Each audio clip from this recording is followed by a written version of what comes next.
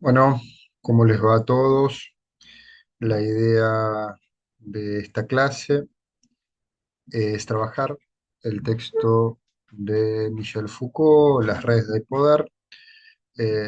Inicialmente lo que vamos a hacer es un recorrido por su trayectoria académica y sus publicaciones, para luego adentrarnos a fondo en el texto que tenemos para hoy. Bueno, Michel Foucault nació en 1926 y falleció en 1984 en París, Francia. Fue un filósofo francés.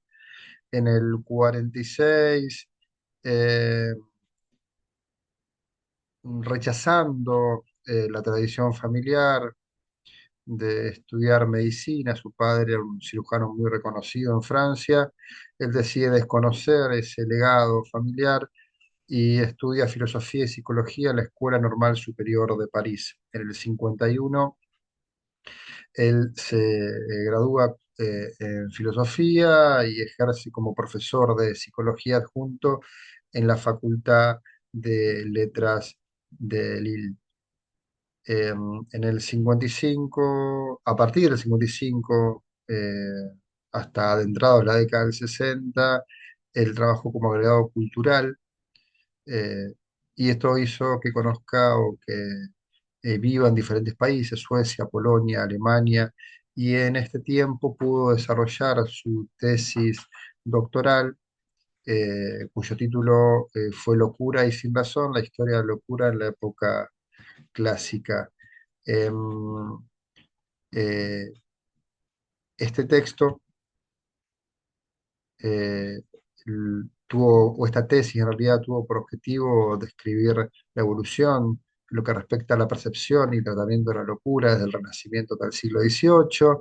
Posteriormente, en el 63, él publica El nacimiento de la clínica, una arqueología de la mirada médica, que sigue de alguna manera eh, transitando por la misma temática de investigación, pero ahora analizando el nacimiento de la clínica médica y su influencia en la percepción de los cuerpos y las enfermedades.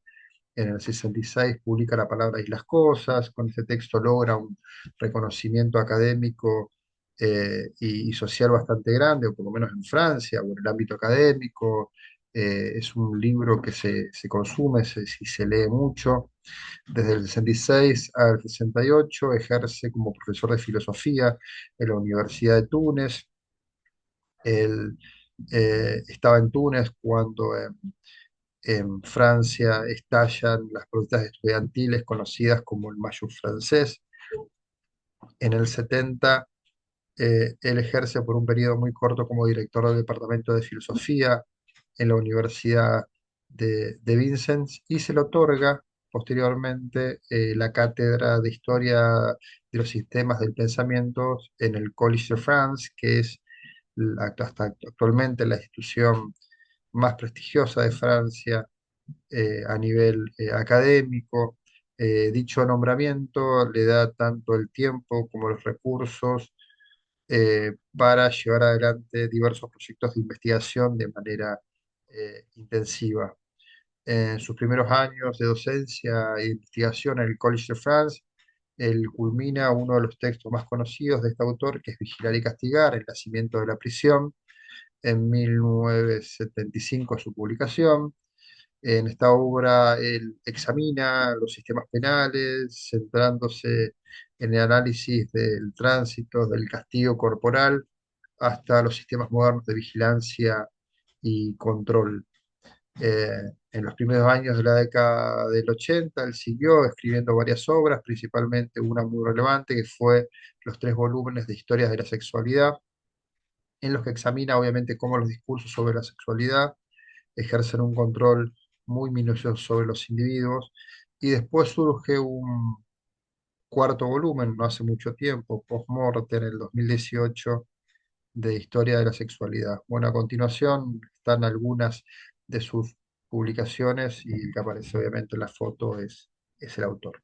Bien, el texto que tenemos para hoy. El texto que tenemos para hoy es una conferencia que el autor realiza en la Facultad de Filosofía, la Universidad de Bahía, en Brasil, en el 76, es decir, muy poco tiempo después de haber escrito el libro Vigilar y Castigar, que les acabo de nombrar.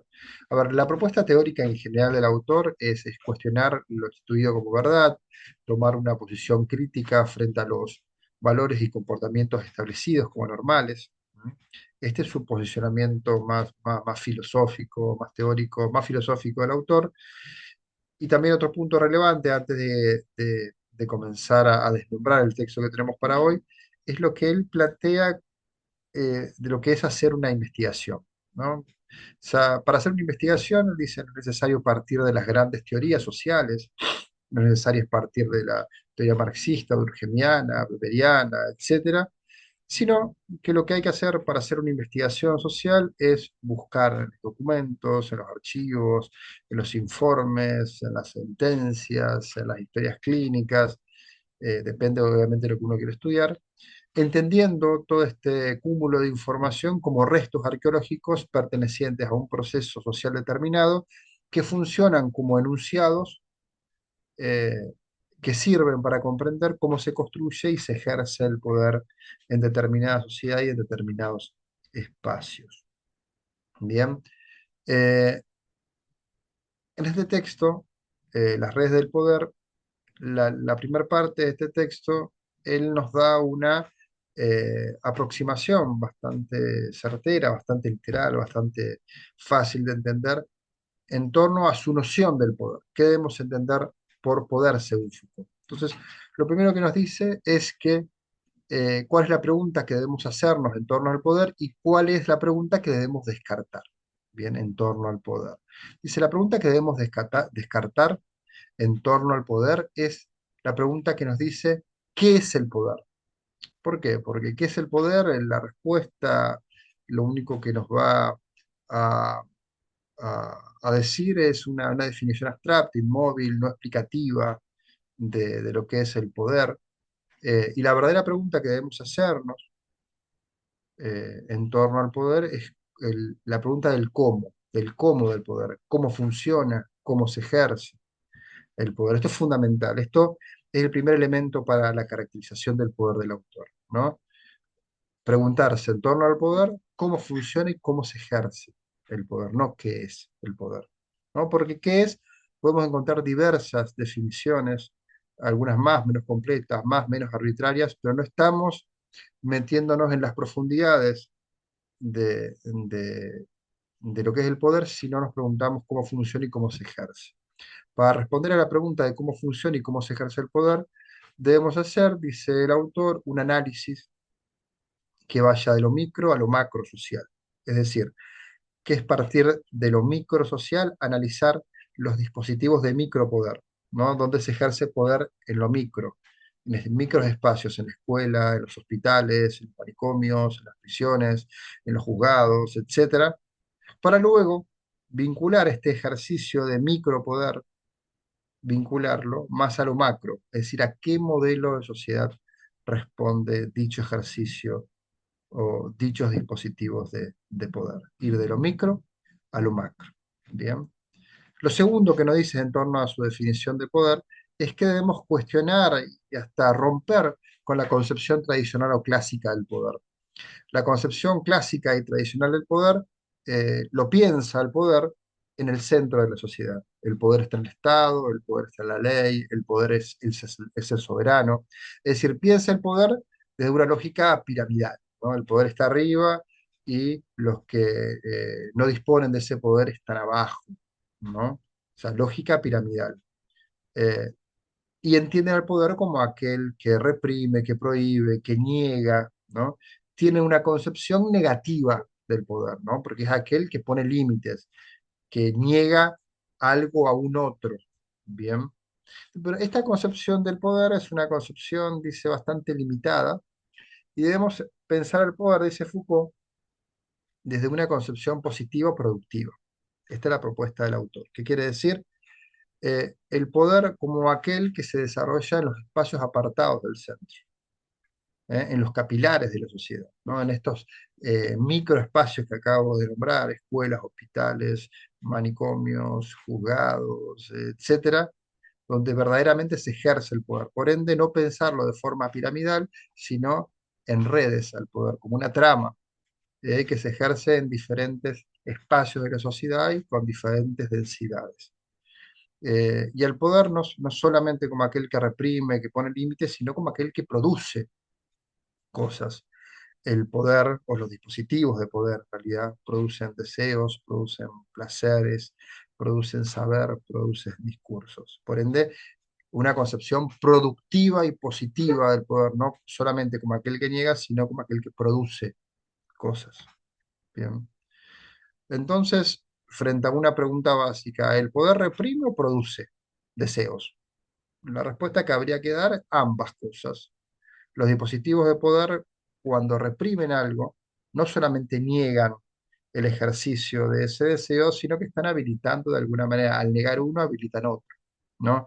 Por ejemplo, cuando en diferentes estados o sociedades se reprime la homosexualidad, ¿no? La homosexualidad, lo que se está planteando o habilitando es la heterosexualidad como parámetro de normalidad. Bien, Foucault no está diciendo que la concepción negativa del poder no sirve para nada, sino que hay que pensarlo también de otra manera, ¿no? Como algo que produce y no solamente que niega o reprime. El tercer elemento de la noción de poder de Foucault es que el poder es una relación de fuerza. No es algo que se posea como un bien, sino es una relación que se ejerce. Y como es una relación de poder, es una relación desigual entre partes, ¿no? Entre el médico-paciente, entre el docente y el alumno, entre el juez y la persona que está siendo procesada o juzgada. ¿Bien? Entonces, al ser el poder una relación, no es algo que se posea, no existe una clase o un grupo que posea el poder, sino que es una construcción que es el resultado de una relación. Y que esa relación obviamente tiene una característica desigual, pero no es algo que se pueda poseer como un bien, sino que es permanente ejercicio. Cuarto elemento que define la noción de poder de Foucault es que el poder produce verdad. ¿Qué quiere decir con esto el autor? No que produce cosas verdaderas, sino que establece reglas, criterios, a través de los cuales todos nosotros distinguimos qué es o qué consideramos como verdadero o falso, no qué es, qué consideramos como verdadero o falso. Por ende, dice, en toda sociedad, los diversos dispositivos de poder construyen sus propios regímenes o políticas de verdades. ¿Qué quiere decir esto de regímenes o políticas de verdades? ¿Cómo entendemos todos o concebimos lo que existe? Entonces, tiene en cuenta que los dispositivos de poder establecen los criterios a través de los cuales entendemos lo que nos rodea. Existe una fuerte relación, dice Foucault, entre saber y poder.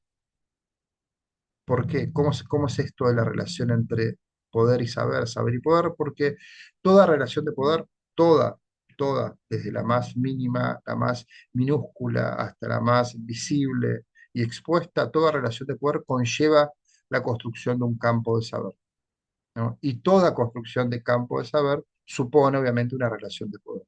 Piensen dentro de una estructura familiar, la relación entre los padres y los hijos, ¿no? Obviamente vuelvo a repetir, entre el docente y el alumno o la alumna, entre el médico y el paciente, entre un abogado y un cliente, entre un juez y una persona que está siendo juzgada. Bien, en todos estos vínculos, en todos estos espacios, se expresa una relación de poder que necesariamente para que exista tiene que haber una construcción de un campo de saber anterior que hace posible esta relación desigual. Bien, entonces la relación de poder, dice, entre poder y saber, no se simplifica según el enfoque de Foucault, ni se explica en la existencia de una clase o ideología dominante que tenga la hegemonía de dicho saber, digamos. La relación entre poder y saber no se basa en una lógica instrumental. Foucault no está pensando en una clase dominante que al tener eh, la propiedad material de los medios de producción también tiene la propiedad de los medios espirituales o aparato ideológico. No lo está pensando en esos términos, sino que el poder y la producción de verdad que surge del mismo, de esta relación de poder, se produce en unidades mínimas. Por él va a hablar de una microfísica del poder, ¿no? Que nos atraviesa a todos realmente, y se da principalmente en estos espacios, en estas unidades mínimas, en estos espacios que he nombrado anteriormente. Por ende, para el autor no importa, dice el sujeto del poder, no es relevante hablar de la burguesía como la clase que ejerce el poder o que tiene el poder, sino hay que hablar de espacios en los cuales se producen verdades y cómo a partir de esta producción de verdades, entre comillas, ¿no? O criterios a través del cual entender la realidad, cómo en estos espacios donde se producen estos criterios eh, se terminan construyendo sujetos o subjetividades. Y el quinto elemento que termina de conformar la noción de poder de Foucault es más sencillo, dice, donde hay una relación de poder, hay resistencia, es decir, donde hay un ejercicio del poder, existe la posibilidad de resistencia.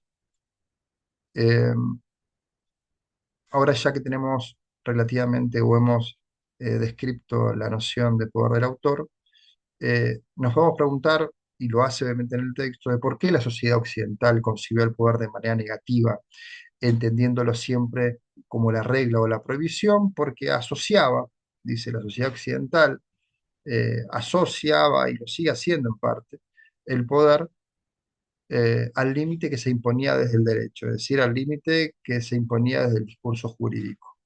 Y este discurso jurídico también era utilizado como un instrumento de dominación entre las diferentes clases o grupos sociales.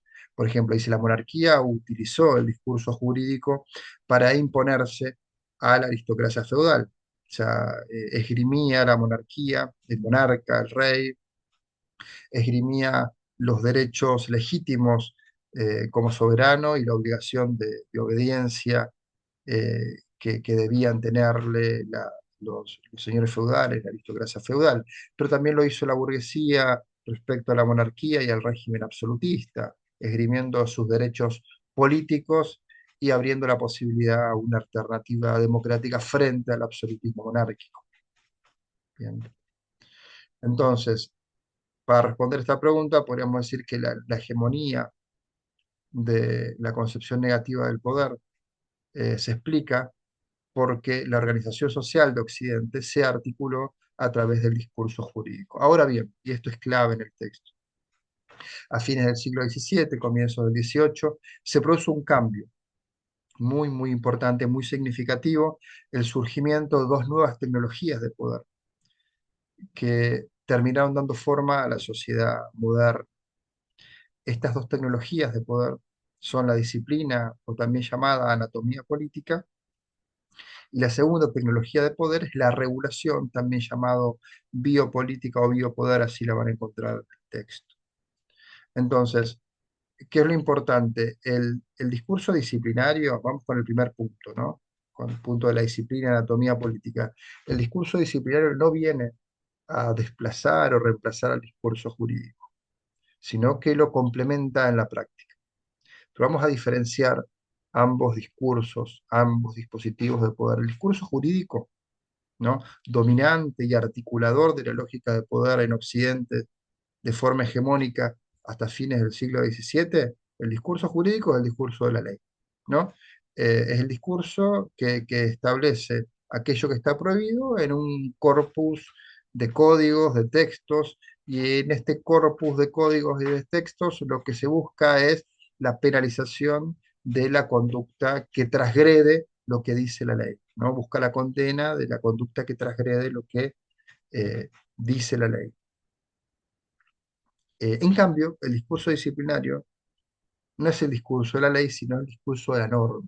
Esto parece lo mismo, pero no lo es. El discurso de la norma es el discurso que busca la normalización de la conducta, la corrección de la conducta del sujeto y no su penalización. Entonces, este nuevo discurso, esta nueva tecnología de poder, que es la disciplina, que tiene obviamente adosado el discurso disciplinario, no se opone al discurso jurídico, sino que lo complementa en la práctica. Vamos a desarrollar entonces esta tecnología de poder que es la disciplina o anatomía política.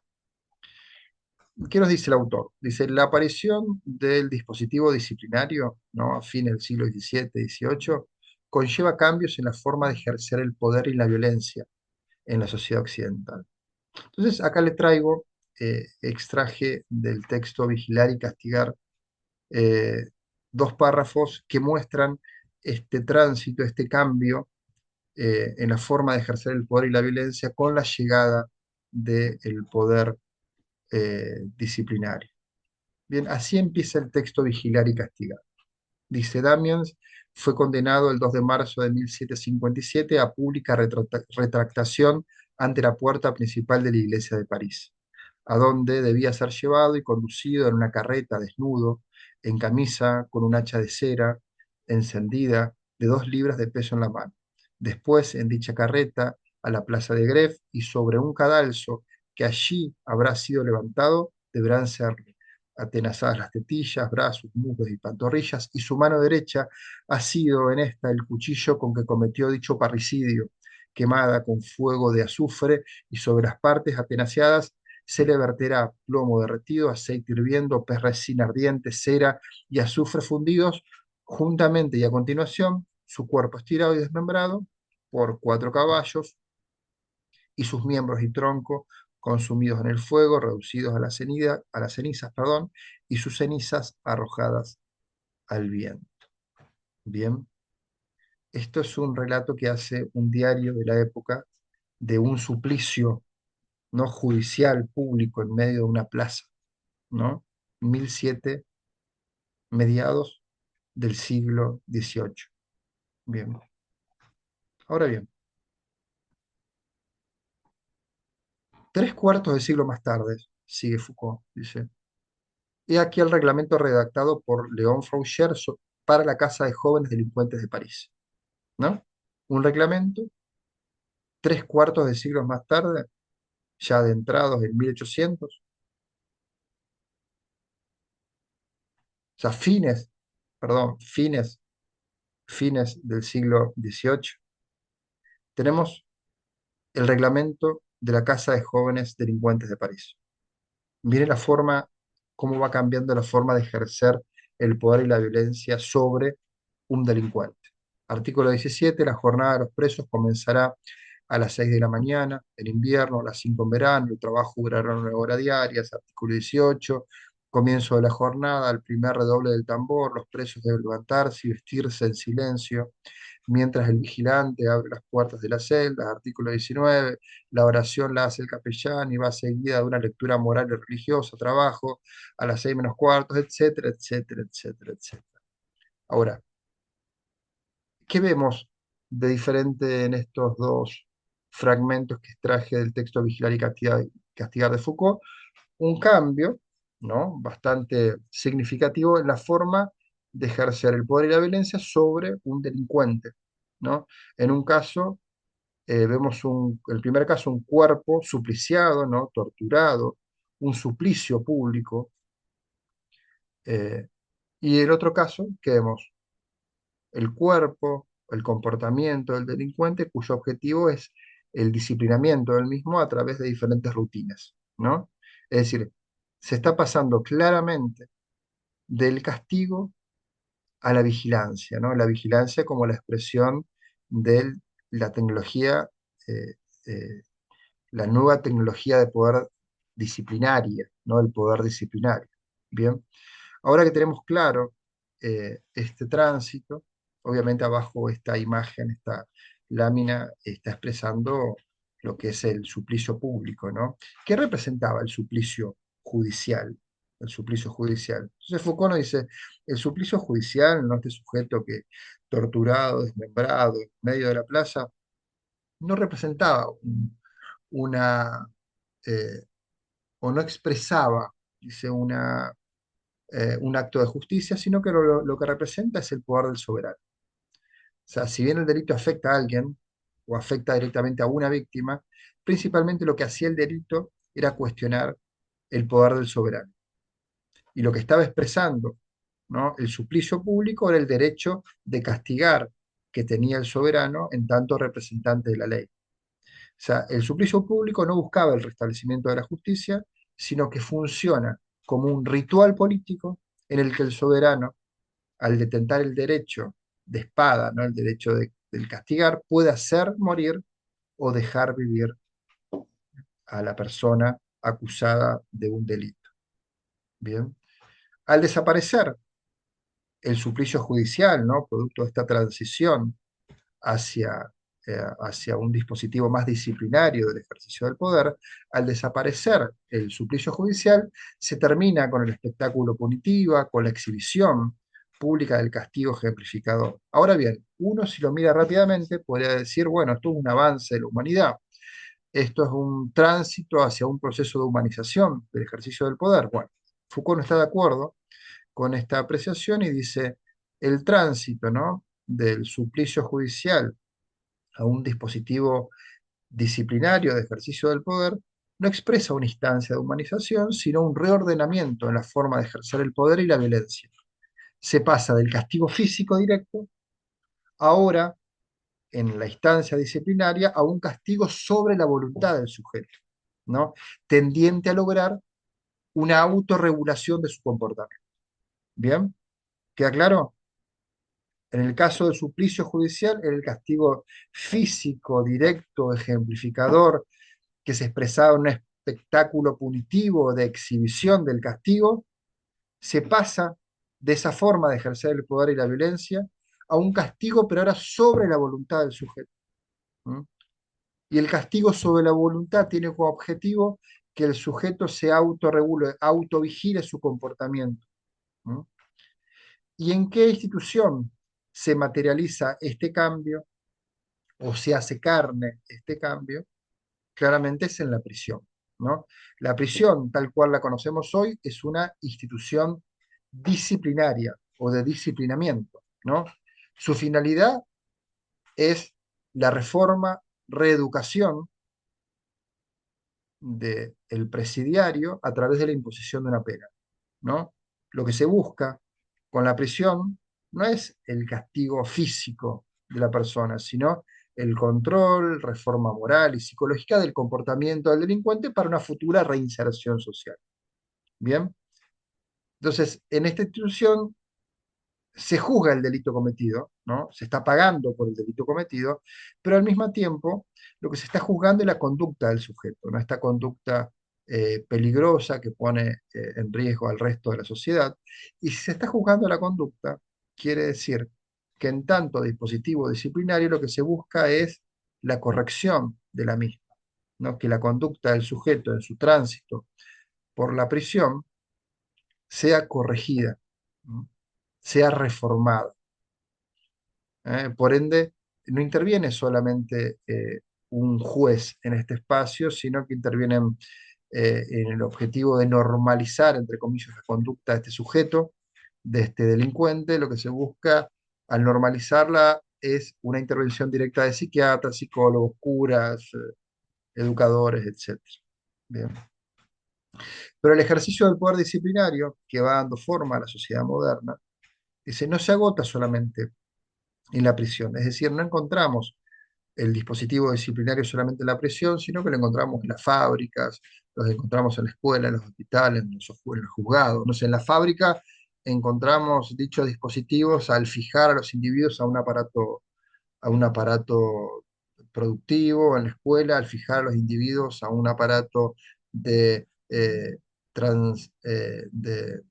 transmisión de saber, en el hospital, en lo que respecta a la corrección de su conducta y, y, eh, y diagnóstico de su enfermedad.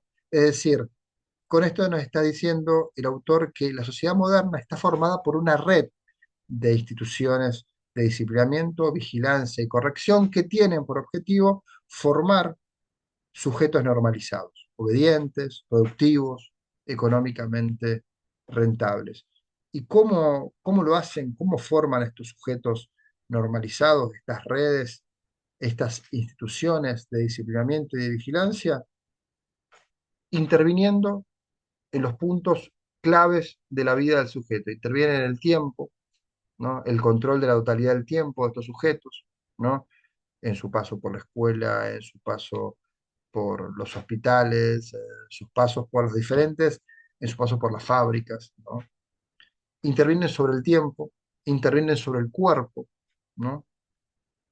Llevan adelante un conjunto de micro penalidades, es decir, un sistema de castigos y recompensas que aumentan la eficacia del proceso de encauzamiento y normalización de la conducta del sujeto. No sé, una micro penalidad en lo que respecta al tiempo puede ser eh, castigar retrasos, ausencias, interrupción de tareas, una micropenalidad en lo que respecta a las maneras de ser o expresión externas, puede ser eh, castigar la descortesía, la desobediencia, y lo que respecta a una micropenalidad en torno a la sexualidad, marcar o castigar la falta de recato o decencia. Bueno, todos estos elementos van forjando, eh, van haciendo, configurando a este sujeto normalizado. Y el último elemento clave también, que este sujeto normalizado se, se transforma en un objeto de saber. Es decir, al estar sometido a la vigilancia, este sujeto se transforma en un objeto de saber, un objeto de conocimiento del cual se extrae información eh, para seguir desarrollando nuevos conocimientos. O sea, la información que se extrae de un enfermo producto de los estudios o tratamientos que le realiza el médico, lo mismo sucede con un preso en una prisión, ¿no? Producto de la observación y las diversas actividades a las cuales se lo somete. Bueno, esto transforma a la persona sometida a un régimen de vigilancia y disciplinamiento en un objeto de saber. Bueno, todos estos elementos, la intervención en el tiempo, en el cuerpo, el ejercicio de micropenalidades y la transformación de este sujeto en objeto de saber, hacen a la construcción de este sujeto normalizado, ¿m?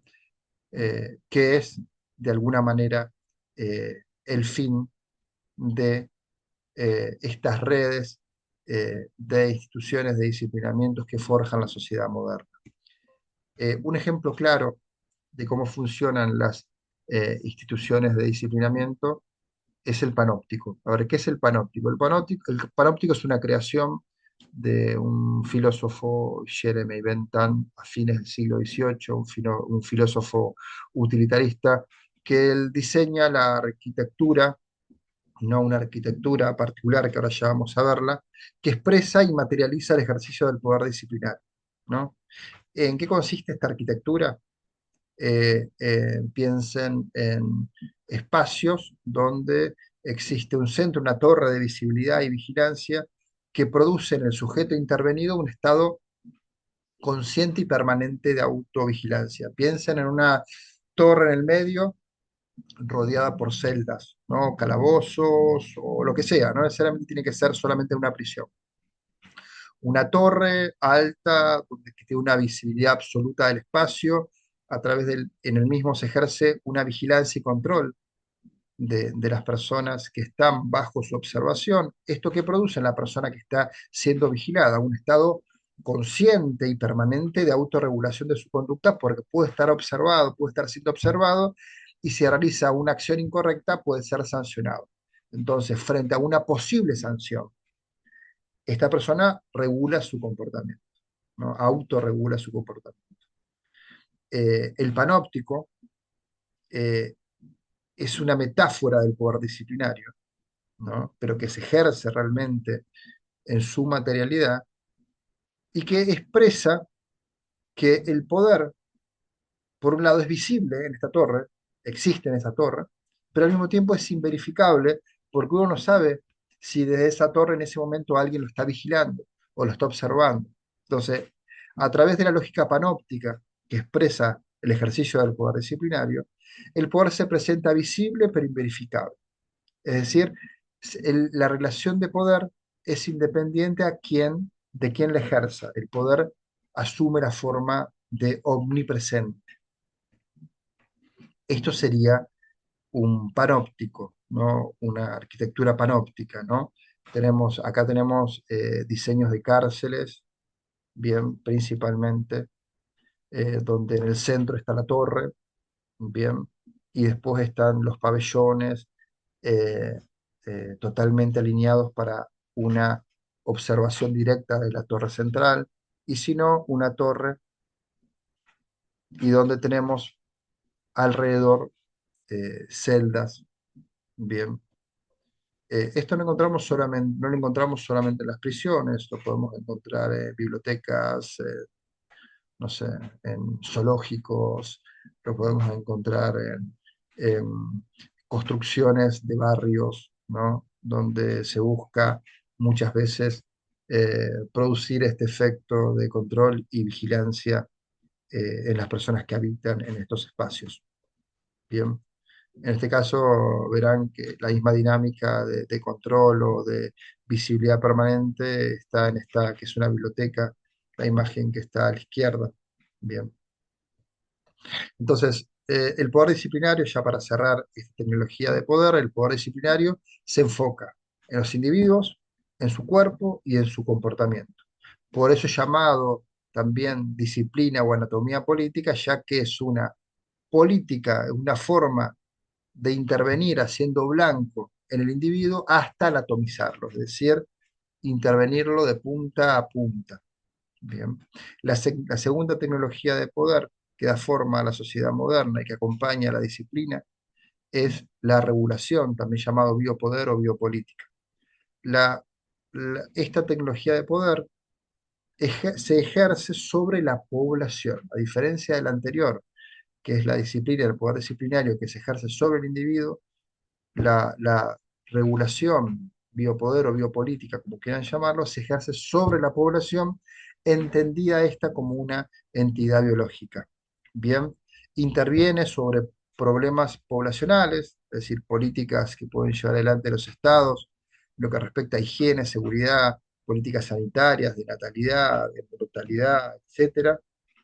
Y el objetivo de esta tecnología de poder es garantizar la seguridad del conjunto de la población frente a lo que se considera un peligro interno. Por ejemplo, un ejemplo bien claro, bien visible y bien vivido por todos nosotros fueron las políticas gubernamentales de aislamiento y vacunación llevadas adelante en el contexto de la pandemia del COVID-19. Es decir, las políticas gubernamentales que se llevaron adelante en diferentes países, cuyo objetivo era garantizar, en pos de garantizar la seguridad del conjunto de la población, se toman medidas determinadas frente a un peligro interno, que en este caso era la pandemia, ¿no? Y las medidas que llevan adelante, aislamiento, vacunación masiva, etc. Bien. Otra característica de esta tecnología de poder es que es una tecnología que puede, por un lado, hacer vivir, que esto es obvio. ¿Por qué? Por el objetivo de garantizar la seguridad del conjunto de la población, interviene sobre la manera de vivir de la población, ¿no? Controlando o minimizando accidentes, riesgos, deficiencias, no sé. Interviene sobre la reproducción social, intervienen sobre políticas migratorias. Bien. Ahora bien, dice, esta tecnología de poder, que es la regulación biopolítica o biopoder, que tiene por objetivo garantizar la vida de la población frente a un peligro interno, que tiene como uno de sus elementos hacer vivir, dice, también tiene la posibilidad de producir muerte, dice, dejar vivir, dejar morir o hacer morir. Entonces se pregunta el autor, ¿cómo puede dejar o hacer morir un dispositivo de poder que tiene como objetivo esencial asegurar la vida de la población? Bueno, y lo explica de la siguiente manera. Puede producir muerte a través del racismo, es decir, esta tecnología de poder, que tiene que ver con la regulación colectiva, la regulación social, puede producir la muerte, puede llevar a la muerte a un grupos o a grupos determinados a través de la lógica racista. En primer lugar, vamos a definir qué es racismo o qué debemos entender por racismo. Debemos entender por racismo una clasificación o fragmentación del campo biológico. Clasificación y fragmentación del campo biológico en razas buenas y razas inferiores, es decir, la subdivisión de la especie. Pero el segundo elemento también fundamental de la lógica racista es que promueve e incentiva una relación excluyente. ¿Qué quiere decir esto? Para que yo pueda vivir, es inevitable, es ineludible que el otro muera o sea excluido. Por eso, entonces, además de fragmentar el cambio biológico, plantea una relación excluyente que, por un lado, pone a la población para que la población pueda sobrevivir, el otro que la pone en riesgo debe morir o ser excluido absolutamente. Entonces, ¿a qué conclusión llega el autor? Que esta tecnología de poder o biopolítica, que tiene por objetivo no regular la forma en que viven las poblaciones, puede, inscribiendo al racismo en sus mecanismos de funcionamiento, llevar a la muerte de determinados grupos o determinadas personas. Entonces, puede inscribir el racismo en los mecanismos del Estado, ya que si la persona a suprimir son consideradas enemigos que ponen en riesgo la existencia de la población, la muerte de estas personas o su exclusión total es considerado aceptable, ya que garantiza la seguridad de la mayoría de la población. O sea, esto es algo con lo que convivimos todo el tiempo. O sea, a ver, el problema del delito o de la criminalidad es pensado a veces en estos términos racistas, en el sentido de que el otro pone en riesgo la vida de la mayoría de la población. Yo creo que sí, digamos, muchas veces piensan en estos términos y se ponen en juego. En el caso de Argentina no tenemos penas de muerte, pero se ponen en juego mecanismos de, de control social, donde esas personas son aisladas absolutamente del resto porque se considera que ponen en riesgo al resto de la población. ¿Y a dónde se las aísla a estas personas? Principalmente en las prisiones. ¿Las prisiones resuelven el problema de la criminalidad? Bueno, todos sabemos que no en la práctica. Y que obviamente Foucault no desconoce esto. Entonces, el que nos dice, la prisión, ¿no? En tanto institución de disciplinamiento, ¿funciona como tal? No, dice, la prisión lo que es en la práctica es un depósito de personas, un depósito de delincuentes. No cumple efectivamente con su finalidad, que es la reeducación, reforma para una posterior reinserción social del delincuente. Es más, dice, el tránsito del criminal, del delincuente, por el sistema penitenciario no reduce su condición, sino que la incrementa, lo sumerge más en la criminalidad y la marginalidad. Es decir, la cárcel, el sistema penitenciario, en la práctica y en lo que respecta a sus resultados, tiene una productividad claramente negativa. Entonces, ¿cuál es la pregunta obvia? ¿Por qué permanecen en el tiempo? ¿Por qué siguen existiendo las prisiones a pesar de esta falta de resultados, es decir, de esta productividad negativa? La respuesta que da el autor es sencilla, pero muy, muy interesante. Él dice, la prisión, en tanto fábrica de delincuencia, es funcional tanto a un dominio político como a un dominio económico. ¿A qué dominio político es funcional? Porque la existencia de un peligro interno, es decir, la existencia del delito, la, la, la situación de ser atravesado cotidianamente por el delito y la sensación de que el delito se incrementa constantemente, eh, es condición fundamental para que la sociedad y la población en general acepte, tolere y solicite el incremento de sistemas de control y seguridad. Digamos, no sé, desde cuestiones básicas frente a una situación de peligro interno, ¿no? Producto de la problemática de la criminalidad, uno acepta la existencia de alarmas vecinales, de poner cámaras en sus domicilios, en sus barrios, acepta todo eso, tolera el incremento de todos estos sistemas de control y seguridad, al mismo tiempo como aumenta cualquier tipo de inversión o aumento de la inversión en las fuerzas de seguridad. Bien, entonces el sistema penitenciario y la prisión es funcional a esto porque crea cada vez más delitos, la creación de más delitos, ¿m? Produce la presencia constante e incrementada de este peligro interno y la aceptación por la mayoría de la población de un incremento en los sistemas de control y seguridad. Y en segundo lugar, es funcional la prisión al dominio económico porque al ser una fábrica de mano de obra criminal, hace posible las actividades ilegales que necesitan de dicha mano de obra. Entonces, las actividades ilegales son posibles gracias a la existencia de mano de obra criminal que el mismo sistema penitenciario reproduce y alimenta. Bien. Bueno, a grandes rasgos, este sería el texto que teníamos para hoy. Eh, Recuerden, próxima clase tienen que leer el texto de Bourdieu. ¿Mm? Bueno, nos vemos nosotros el próximo sábado y el miércoles con la profesora Jimena. Saludos.